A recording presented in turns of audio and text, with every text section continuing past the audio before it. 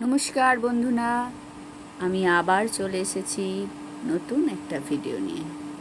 তোমরা তো দেখতেই পেয়েছো প্রথমেই যে আমি শকুন্তলা কালীবাড়িতে পুজো দিতে গেছি। শকুন্তলা কালীবাড়ি সবাই চেনে, আমাদের কোন্নগরে খুবই জাগ্রত একটি মন্দির।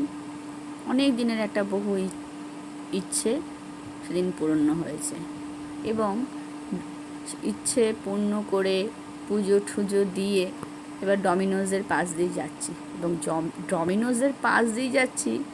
এবার তো আমার ছেলে নাছোড়বান্দা, তাকে তো একটা পিৎজা কিনেই দিতে হবে। ওরা তো বড় লোকদের, আমাদের তো আর না। যাই হোক, ছেলের ইচ্ছা পূরণ হলো, একটা পিৎজা নিয়ে বাড়ি আসা হলো।